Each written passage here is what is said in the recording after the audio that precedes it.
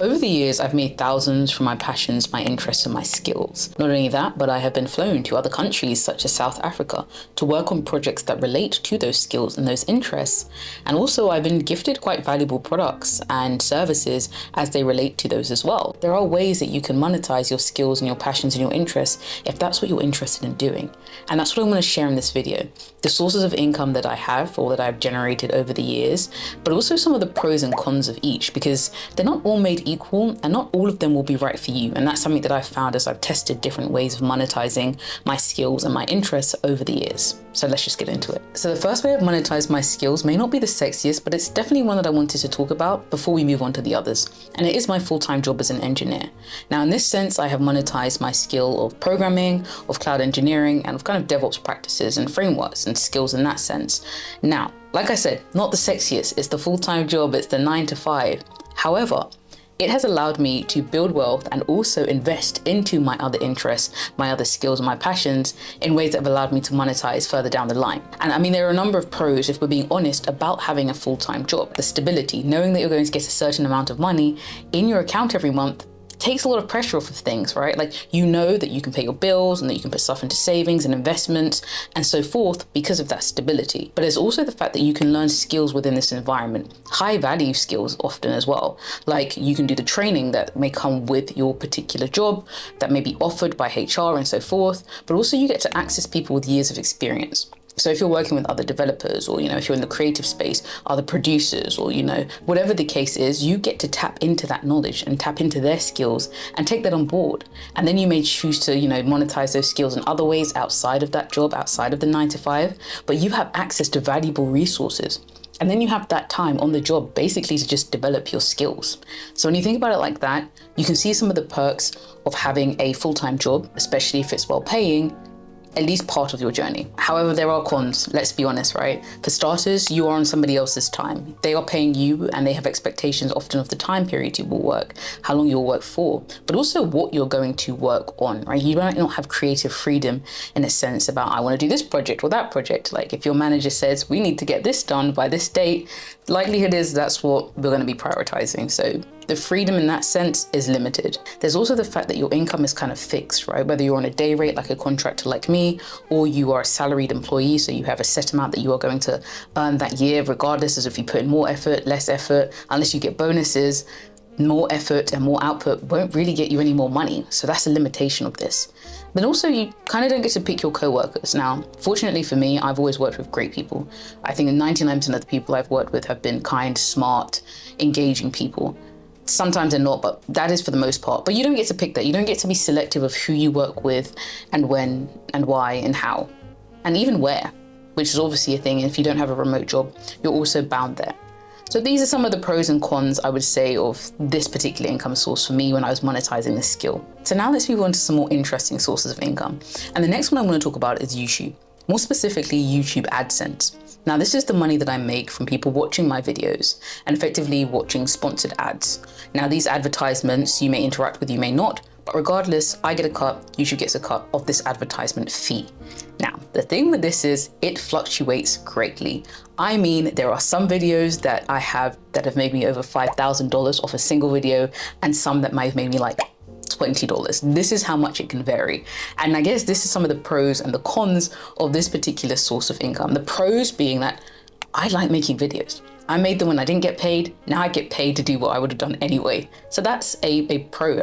In a sense, I think this is passive because even though I'm doing work in a sense that I'm making these videos, I edit them and so forth, it's something that I want to do. I don't really see this as work, but I do get paid for it. So that's a pro. The con, like I said, is the fluctuations in the amount. To rely on AdSense alone to sustain your life, if you like living on the edge, I mean, go for it. Most creators that you will speak to or that you will hear talk about their finances will say that this is not a reliable source of income, and this is usually just an additional thing for them.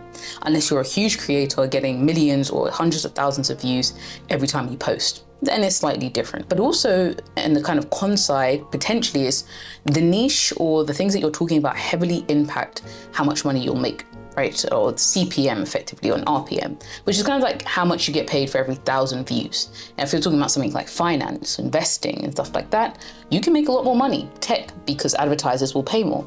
If you're more in the lifestyle niche or beauty or, personal development, it can be a lot less. That being said, if you're gonna make YouTube videos anyway, it's just a nice addition to have there, right? Like, oh, I could make some money. I could make a lot of money. I might just make some change and might pay for a Starbucks. Cute as well. So the next income stream that I want to talk about is actually sponsorships. Now, this is where a brand will say, we have a product, a service, an event that we'd like you to share with your audience, right? We'd like you to endorse this particular thing and, talk about the pros and potentially the cons, but really give an honest review about the thing that you have to offer. Now, I have done a few of these over the years. You probably, if you've been on my YouTube channel, haven't seen them because the bar for what I will accept is so high that in 5 years of YouTube, I think I've accepted 2 sponsorships on here, right? I personally would rather not sell anything, not endorse anything on this channel that I don't believe in, than just take things and be a creator who, has a sponsorship in every video and I'm not quite sure how tied or how much they believe in it. But I'm not here to talk about other creators. That's beside the point. But I think integrity is very important, which is why sponsorships is an option for me. I've done them, but it's not high on my list. I have had 5-figure sponsorships. I have had sponsorships that have led me to be flown out of the country, as I mentioned, South Africa. Those have been particularly or specifically on my tech talk or my TikTok that's related to tech. So I will endorse these particular products, but it's mainly opportunities. And these are the type of sponsorships I personally like, if they are like how somebody can get on a free course or get free certifications or engage in particular activities in order to forward themselves, their careers or their health in some sort of way, are my favorite type of sponsorships. So I've worked with like AWS, I have worked with the government, I've worked with the Institute of Coding. I've also done some product-based ones like with Samsung and Sky and with AWS. So I'm not against those, but I am just very particular, and I think they need to help the people that you are putting the product, the service, or the event in front of in order to even consider it. And I genuinely believe that. But anyway, the pros of these is you can make quite a lot of money off of this, right? You get to dictate your price. They ask you how much your fees are and you tell them. So it's up to you to decide how much you think that your time in terms of producing this thing is worth.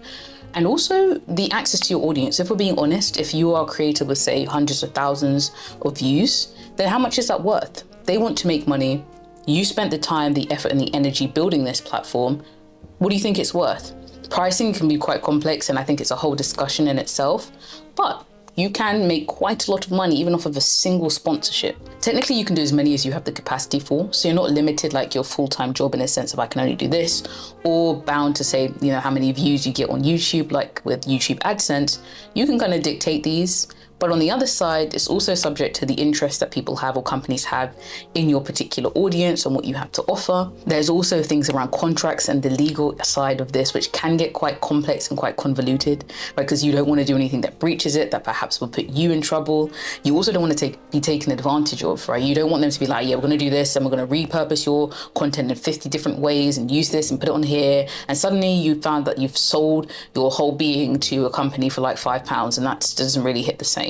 But I'm like, without being too dramatic, but also you're tied to this brand, right? Like if I endorse a product, if I endorse a service, if I endorse a company, I am tying myself to that thing, right? And sometimes that can be positive and lead to positive associations. But if that brand isn't, all that it's cut out to be or what I thought, or you didn't do the research, you can kind of get yourself in quite sticky situations, which creators have done over the time, right? I mean, how many stories about the finance bros and girls who endorse particular products and people ended up losing thousands of pounds? I mean, it can get really, really bad if you're endorsing health products and things like that nature and people get sick and so forth. So there is a risk of associating yourself and your brand with these companies, but I think doing your due diligence can help get around this. The next source of income is one of my favorites is digital products. So this is when you package the value, the experience, the knowledge that you have into some sort of product, whether it is a course, whether it's an ebook, a guide, anything of that sort that exists in a digital format. Someone can download it or they can access it via a web browser and just work through that piece of information or knowledge. For me, over the years, this has looked like my lifting guide, which I've had hundreds of people who have purchased that, but also my Becoming an SRE course, which I've made thousands already off of that particular course. And so these products, and like I said before, I know the value that I've put into them, or the hours and the time that I have spent crafting that particular product. And so I can stand behind it with a lot more chest versus somebody else's product or somebody else's service, which for the most part, yes, I know, what the value is and I would have tried it myself, but it's not quite the same. And also, you don't have the leverage that you have when it's your own product and your own service. And I personally have bought a number of courses over the years. I spent almost $2,000, I think, on Ali Abdaal's part-time YouTuber Academy course. I think they can be a great way for you to access really, really valuable information at different rates, right? Different courses or different digital products will be of different value, but that's also one of the pros that I want to talk about, because one of the pros is you can price them wherever you want, right? And you can price them based on things like how much you think it's worth, but also if you want more people to access it, then you might price it lower. Like my lifting guide, I can't really remember exactly what it is right now, I haven't looked at it, but I think it's around $20 to $30, right? So it's a relatively affordable product. And a lot of it isn't about making the maximum amount of money, but it's a trade-off between I want a lot of people to get into lifting and, to start on the journey of fitness, but also I'm going to make some money off of the energy that I've put into, the years that I've put into learning this, the course that I did, right? Like I did the fitness coach course, and I also have paid for personal training sessions, and I've interacted and spent time with powerlifters. All of that time, energy and money that I've spent comes into factor, right? Like it's a factor that plays into how you price these things. And on the other hand, something like my Becoming an SRE course costs a lot more. It's something that I spent months and months working. That doesn't include the training and the years of experience that I got, but the actual just putting it together took months. And this is the thing about pricing or of courses or digital products is you're not just paying for that thing, right? You're not just paying for an ebook, a guide, or a course. You're paying for the years of experience, right? So if you were to put something out based on your experience, based on your knowledge, based on your certifications, based on your training, all of that is going into that product, right? That is why it's priced as it is, or that's why you're offering it as a valuable thing for somebody else to buy if they want. All of this is optional. So yes, that's one of the pros. You get to control the pricing. You also obviously get to control the quality and how much you want to put into it. But also you make it once and it makes money for you for as long as you have it out there, right? Like there is no limit to how many people can buy this thing, right? It's not like a physical product where there's inventory and we only have this amount. Like people can keep clicking download or keep signing up to the course and it will keep selling for you over time. And so that's pretty cool. On the con or the more challenging side of this is, like the others, it does require that you have an audience, or at least people who know about the value that you can potentially bring in the form of a digital product. Because your options are then either you're going to have a very, very high priced product for a niche set of people, or you're going to have a large audience and you can charge it, price it lower, but you're going to need say like 1,000 people to make any significant amount of money, just for example. Now, another potential con or challenge of this, and it depends on the type of person you are, is it takes a lot of upfront effort to build these things. Personally, I like building things. I like taking ideas and things that I've learned and experience that I've had and turning them into something that is easy to consume, right? Easy for somebody to understand and then progress through. But if you're not, this may be challenging. I'm talking you might be spending months building out this thing, right? And again, that's just the build process. That doesn't include all the other bits like getting the information. The final way that I've monetized my passions and interests is through one-to-one consultations. So this is where I and the person who books the consultation will speak typically for an hour and we'll go through whatever it is they're interested in talking about. Sometimes it's to do with progressing into tech and switching careers. Other times it's been about content creation and building out an audience and creating structure around that. So it has varied, but these one-to-one consultations are an opportunity for someone to get access to you and your expertise and make the most out of that time. Now, some of the pros of this include things like you get to pick your rate again and how much you think an hour of your time is worth right now or how much you want to put it out there for. But also you can spend more time on a one-to-one basis with these people or whoever books the consultations, which means that you can give more tailored advice, right? As you scale up and things become more general, well, they are more general, right? And so some things will apply. A lot of things, if you've tailored it right, will apply to the people who are interested. And a few things won't. Or there'll be edge cases where you would have liked to speak to the people or the person face to face. Or, just get some time with them. Those are some of the pros. In terms of cons, it's limited.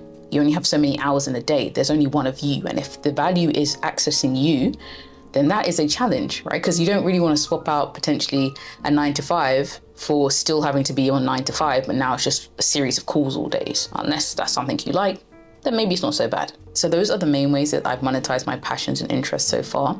And I have enjoyed some a lot and lean into those more. Others I shy away from, or I just balance them and configure it in a way that aligns more with the type of person I am and the type of ways that I want to work and interact and provide value in the world, right? That's the beauty of when you are crafting out business ideas or when you're crafting out monetization strategies that work for you, right? It's not just I have to follow what this job says or what my boss says.